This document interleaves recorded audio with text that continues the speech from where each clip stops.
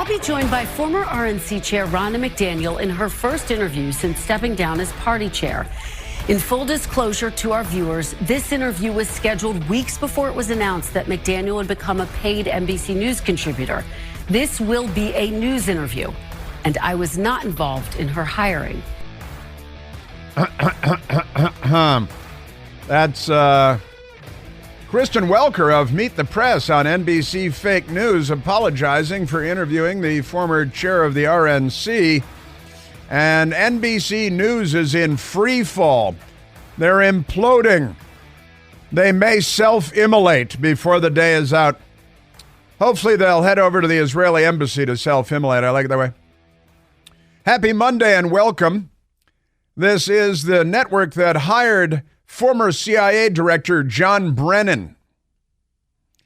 These are not good people. These are not serious people. These are not journalists.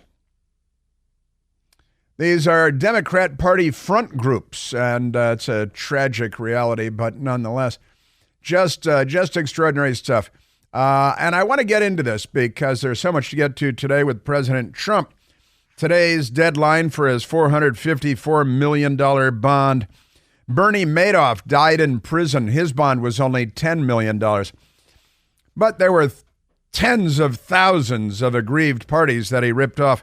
Donald Trump, they can't find an aggrieved party. And his bond is $454 million because Democrats, the Democratic Party isn't. They're not on our side. These are not the good guys. These are the bad guys. Extraordinary times. And so we continue to be at 888-630-9625. Kind of the big dogs today. We got Kamala Harris. We've got the Mexican president who needs to have Donald Trump slap him across the head really hard, straighten him out. We've got ISIS and a massacre in Moscow and a lot of finger pointing going on and funny fake journalism like Ali Velci on MSDNC over the weekend I happened to be watching. And he said ISIS claims that they perpetrated the massacre without evidence. They love that without evidence thing. And normally when they say without evidence, there's a mountain of evidence. Like Joe Biden's family is corrupt. Republicans say without evidence. Here's the mountain of evidence, and they continue to say it's without evidence. Extraordinary stuff. So we've got a lot going on here, but let me start plowing through this Chunk Todd stuff because the headline at the Fox News Channel, NBC's Chunk Todd explodes on network bosses on the air for hiring Ronna McDaniel as analyst, calls for apology. Got to apologize because, how dare you hire somebody who's not a Democrat Party dedicated voice. It's an extraordinary thing. Let me play Michael soundbite number 1 once again. It's only 16 seconds. And Chunk Todd then found himself talking to Kristen Welker, who you just heard, who's very gosh, but they booked the interview and it was long before, and she's a Republican. You guys, I got an idea. Stop shooting people. Stop looting stores. Stop burning churches and police cars. Stop being leftists. Chunk Todd and Kristen Welker. Look, let me deal with the elephant in the room. There's an elephant. I think our bosses owe you an apology for putting you in this situation because I don't know what to believe. She is now a paid contributor by NBC News. So I have no idea whether any answer she gave to you was because she didn't want to mess up her contract. Now, again, former RNC chair Michael Steele has worked there at NBC for years. NBC as an opinion guy, and they hired former CIA director John Penitentiary Face Brennan, the criminal, in my estimation, that was one of the leading figures behind that felonious 51 letter where they ran an information operation against us, the American people, our own intelligence community, defrauded us, and that was led in large part by Penitentiary Face Brennan, who, of course, famously voted for the Communist Party candidate for the presidency of the United States. But pay no attention to that. Chunk Todd, himself a former Democrat campaign staffer. Chunk Todd's wife, a big-time multi-million-dollar every election cycle Democrat campaign operative. Pay no attention to that. Down the hall from Chunk, you'll find Jen Psaki, who the geniuses at NBC hired directly out of the White House. In fact, they were negotiating with her actively to come to NBC while she was still the White House spokesperson for Joe Biden, who is the most disastrous U.S. president in modern times. But never mind that, because that's all okay. As long as you're a Democrat, that's fine. By the way, Jen Psaki, had no background whatsoever in journalism, only in Democrat Party politics. I've been saying for many years now that the fastest track to a multi-million-dollar network news anchor position is through Democrat Party politics. Don't go into journalism. Go into Democrat Party politics. And that's the way George Stephanopoulos got his $17 million a year job for ABC News. He had no background in journalism whatsoever.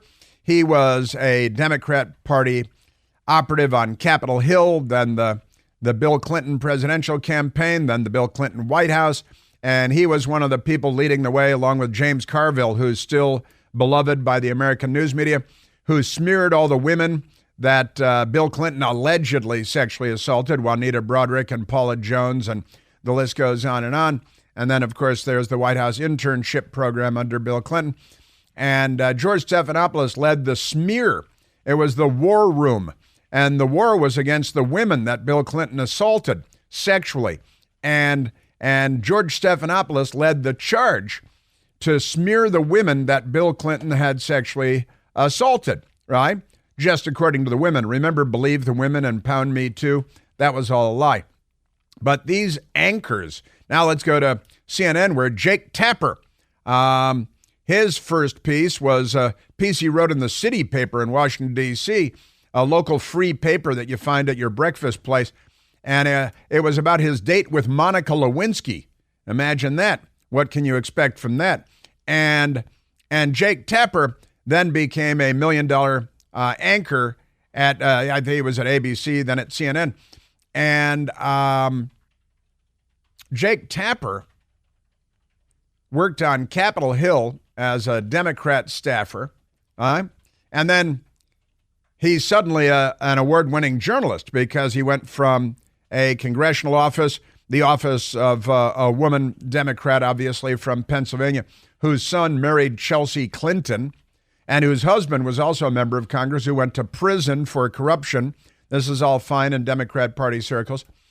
And then at CNN, go next door to Jim Sciutto, who was an ABC reporter, and then he quit his lucrative career at ABC News to go work in the Obama administration. And that was the fast track to getting an anchor job at CNN. The media is a Democrat Party front group, for the love of. And I think everybody that's paying attention knows that.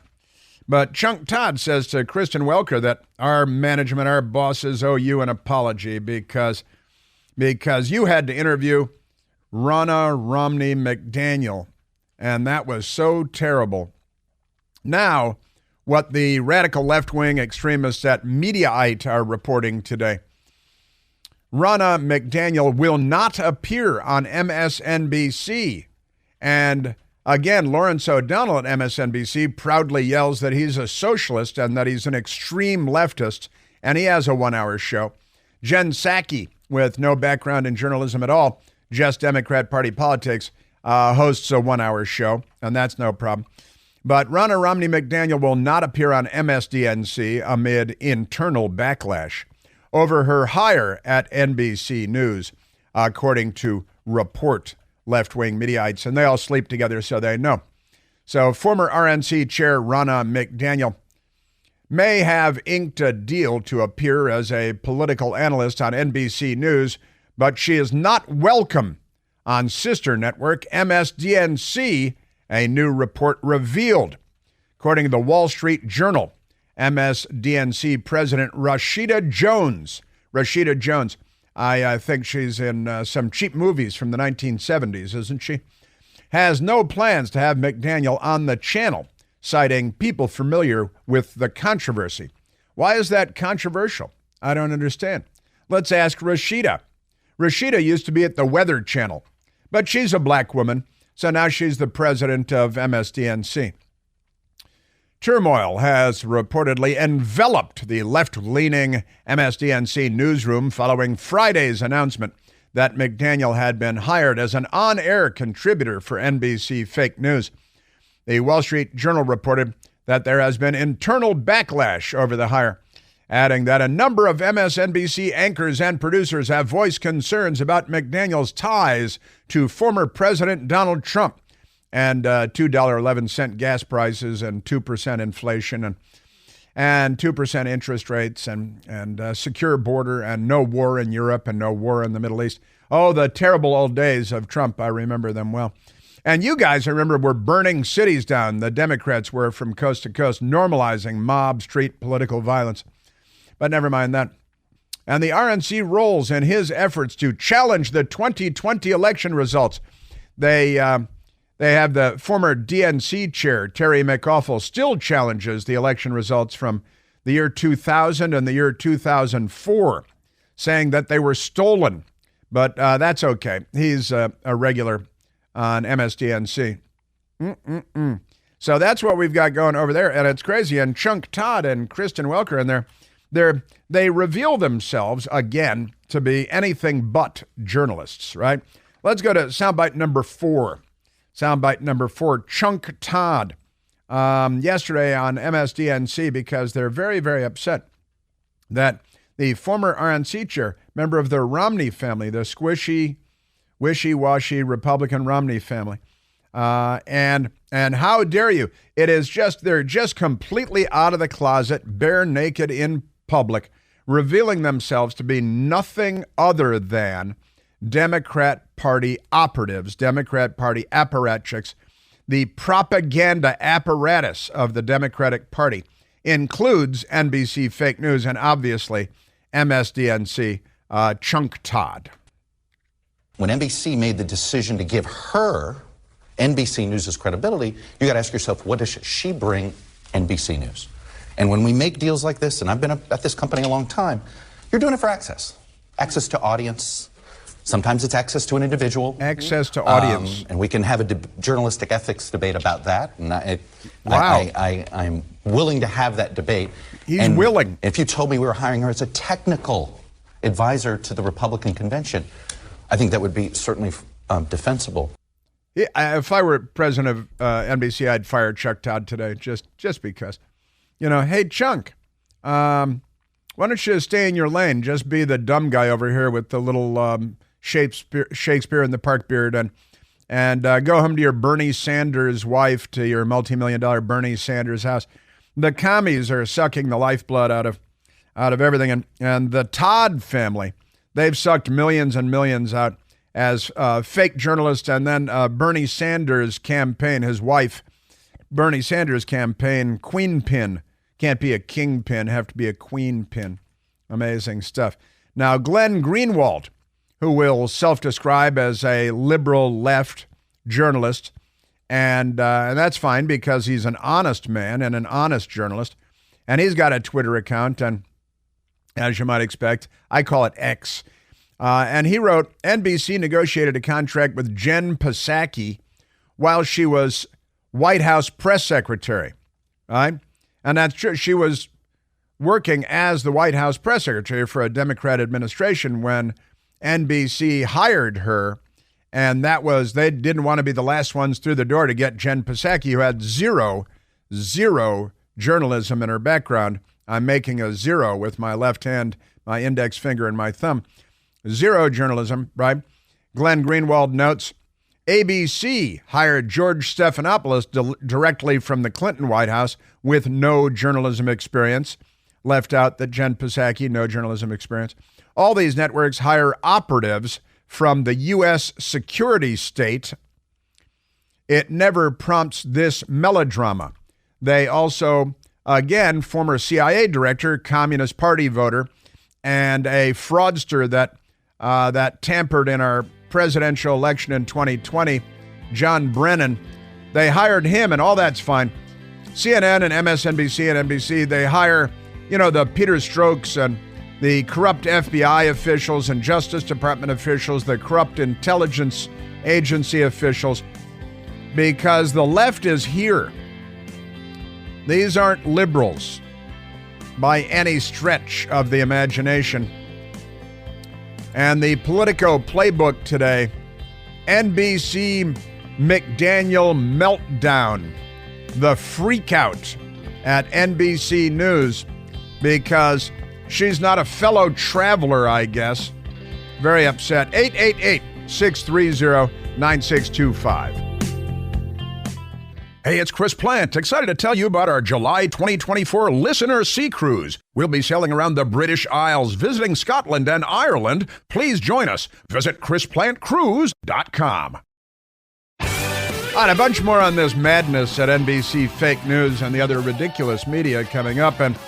And President Trump's $454 million day, a midnight deadline looming. Got that coming up. And Democrats causing anarchy and mayhem everywhere.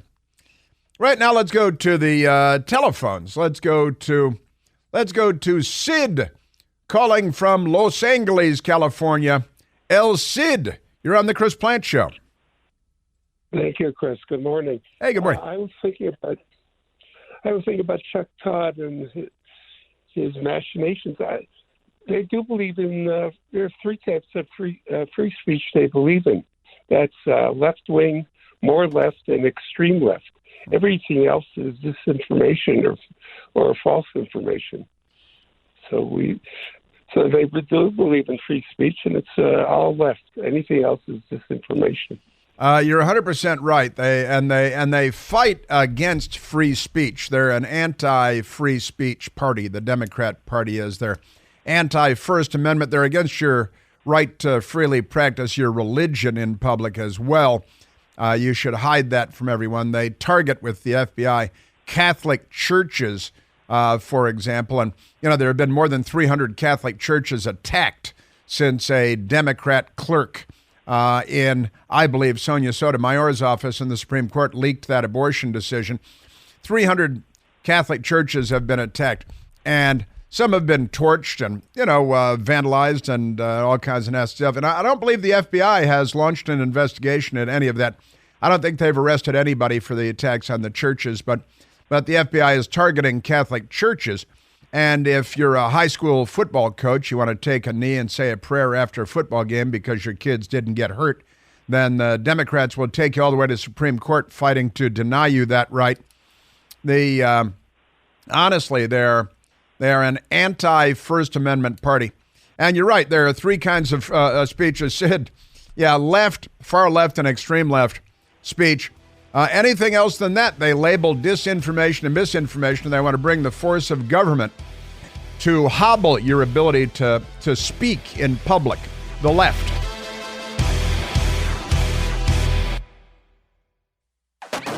Kamala embarrassed herself once again. The Washington Post is thrilled with her. Harris steps up her role as ambassador to voters shaky on Biden. Yeah, she's an ambassador. Voters are shaky on Biden. Biden's shaky on Biden. Nobody's shakier on Biden than Biden himself. I think that's one of the issues about this whole thing. Let's go, because I want to get through this chunk in the news media. Very upset. Couldn't be more absurd. They hire all these people who are radical left-wingers, and Sid in Los Angeles saying that, they don't believe in free speech, and that's because they don't. They prove it again and again.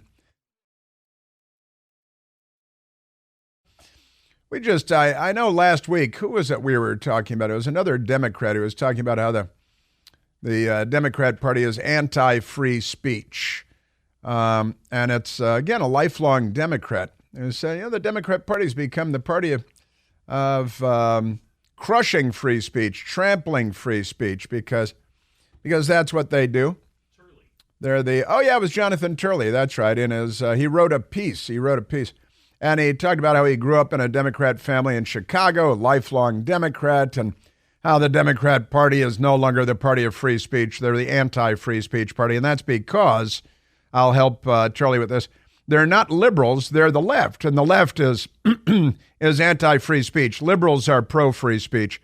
Leftists are anti-free speech. The Democratic Party is now an anti-free speech party. It is actively pursuing censorship, blacklisting, funding groups to go after even the revenue of sites that they don't like on the right. Yeah, any speech they don't agree with, they seek to trample because they're not liberals and they don't believe in the marketplace of ideas. They believe in a place where the state, as long as they're in control of the state, crushes everything and everyone, all opposition. And if you're the Republican nominee, then they will gin up charges on you in Atlanta and in New York and in Washington, D.C., and they'll impanel juries that they know hate you because the central value of the Democrat Party is hatred. Hatred. Let's get back to Chunk, because Chunk on this whole Kristen Welker being forced to interview Ronna Romney McDaniel. All right? And one of our brilliant callers, who was it? I don't know if it was Mike or if it was Sid a few minutes ago, talking about Ronna Romney McDaniel. And look, Ronna Romney McDaniel was no great shakes as RNC chair.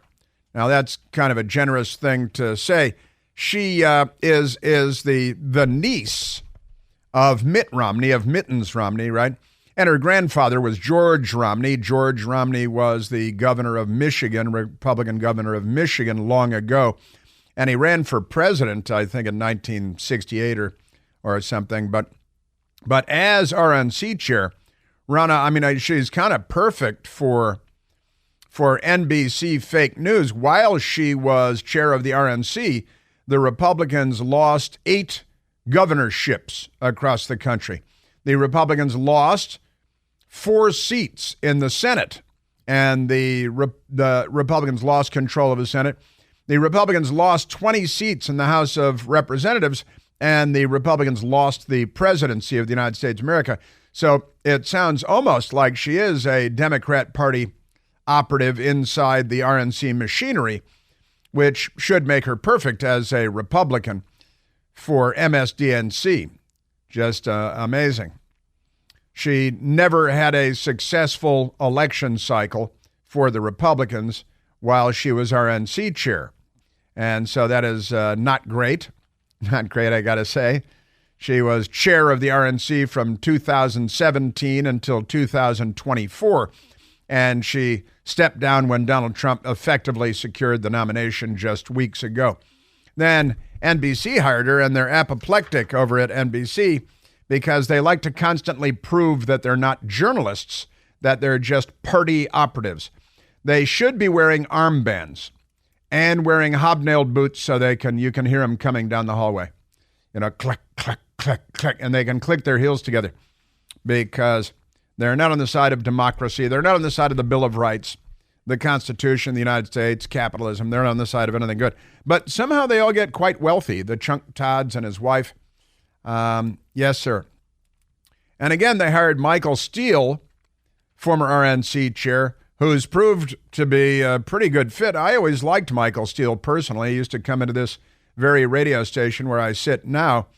And I like him as a person, nice guy, but he's really fallen in line with the MSDNC thing. And Joe Scarborough used to be a Republican member of the House of Representatives, and boy, has he fallen in line with the party line at MSDNC. Actually, they pay you lots of money, so you go in and say what they want, I guess. Chunk Todd yesterday on Meet the Press, which he used to host but doesn't anymore because he's a donkey. If you told me we're talking to her, but let's see how she does in some interviews and maybe vet her with actual journalists inside the network, see if it's a two-way, what she can bring the network. So I do think, unfortunately, this interview is always going to be looked through the prism of who is she speaking for? It's going to be looked through the prism of who's she speaking for.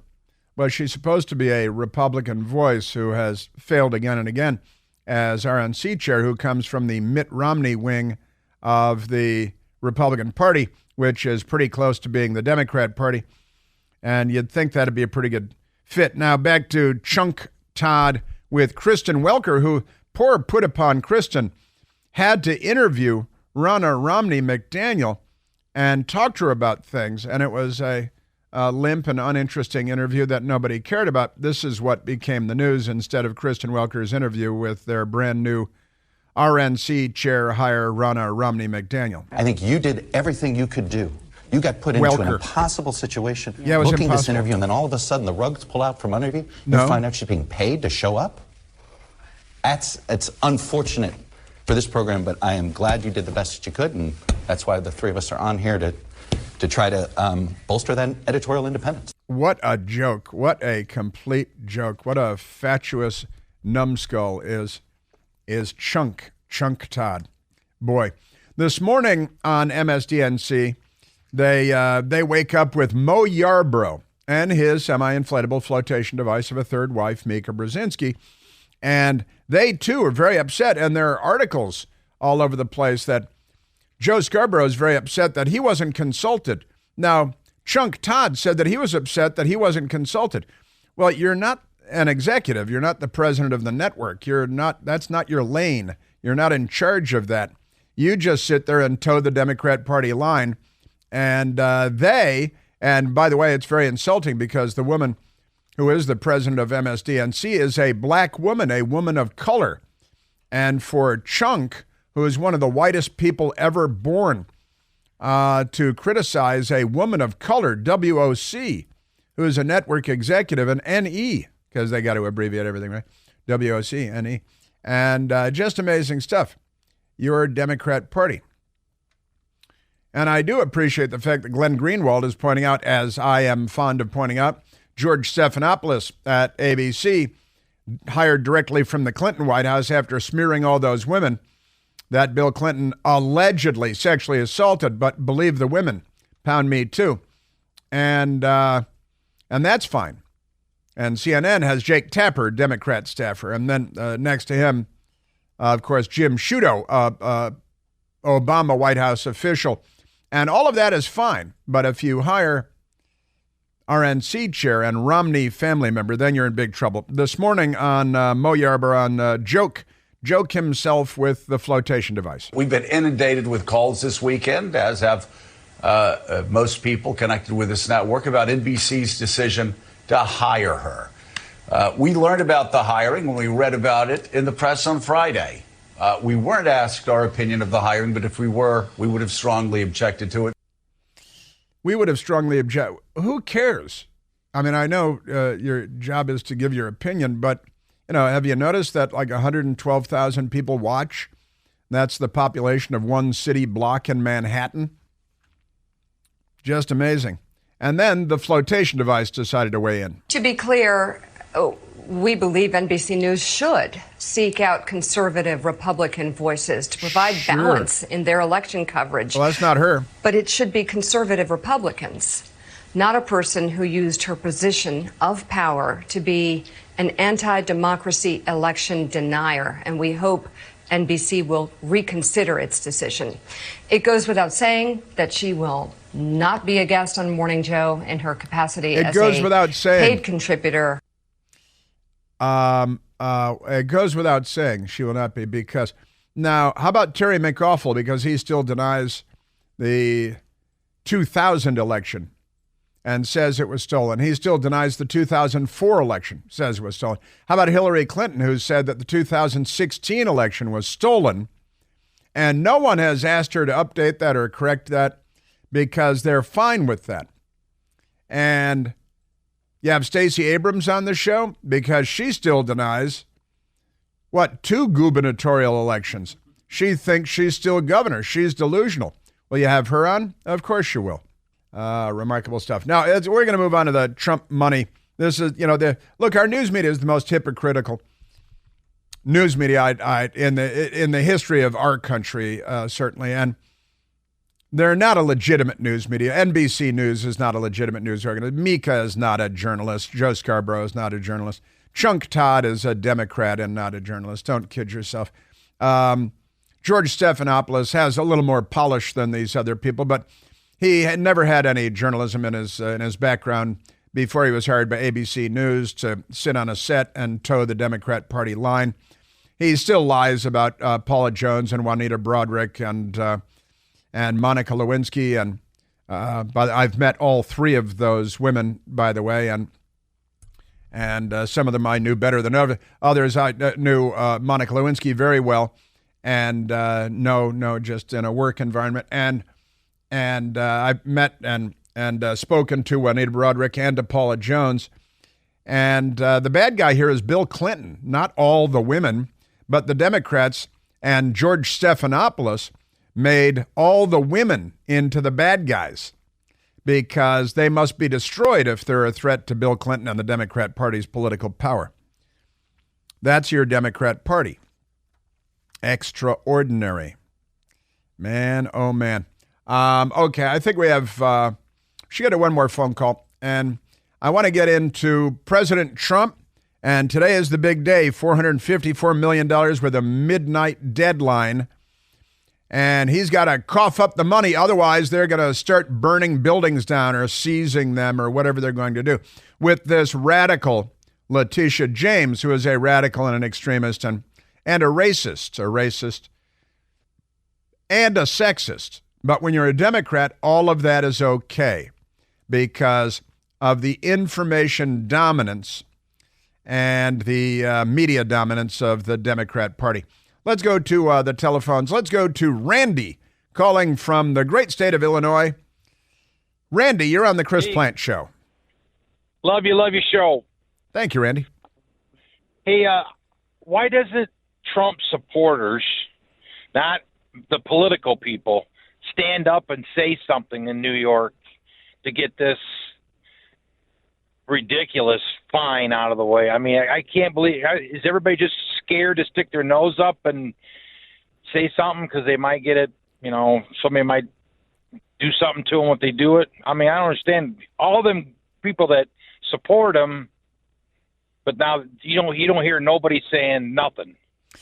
Well, in a sense, they're not really saying anything, bringing it out on the, like coming to your show, saying anything, going to anybody's show and just saying we need to get this straightened out, or nobody's saying anything. It's kind of quiet. Well, it's interesting. There are people like we just played a Jonathan Turley soundbite who self-describes as a lifelong Democrat from Chicago, and he's been speaking up about how absurd this is and how completely disproportionate this is and out of whack this is. And again, Bernie Madoff, who defrauded 37,000 people out of billions and billions of dollars, had a $10 million bond, and Donald Trump has a $454 million bond when there is no aggrieved party. There is no complainant. Now, I mean, Randy, if we were the left, we would have armies of people marching in the streets of New York, and I suspect this is kind of what you have in mind. Why aren't people marching? No, not that. I'm talking about like judges, upper judges in New York, or somebody up in there saying, "Hey, whoa, this guy's kind of going overboard on this a little bit." Well, you're right. I don't know if we can do anything. I don't know if we can do anything, or we're just going to let this go. Hopefully, he can get the money. And well, it's being fought. President Trump, of course, has teams of lawyers that are fighting this in court and trying to get an appeal. And really, it will probably end up in the Supreme Court. I hope that it does end up before the Supreme Court. Because it belongs before the Supreme Court. And Judge Arthur Engoron, the judge in this case, who's kind of a freak show himself for a variety of reasons, and Letitia James, who thinks that the Trump organization is too white and too male and too pale because she's a woman of color and a racist and a sexist, which is fine when you're a Democrat. These people should be disbarred before all of this is over. But Randy, the fight is ongoing. Donald Trump and his teams of lawyers are fighting the fight. And the wheels of justice grind slowly, particularly when you have corrupt people like Letitia James, who is profoundly corrupt, and the judge who valued Mar-a-Lago at $18 million when it's worth at least $500 million. He's the one who is perpetrating a fraud, and I'd like to see them all held accountable. But I'm not as optimistic as I like to be, because We live in a very corrupt country right now. And that's one of the fights that is ongoing, Randy. But with the media dominance, the information dominance, and the corrupt leadership of the Democrat Party, we're in a tough spot. Why doesn't the government do something? That's what I'd like to know. What can they do? They're only people just like us. People my foot. They're Democrats.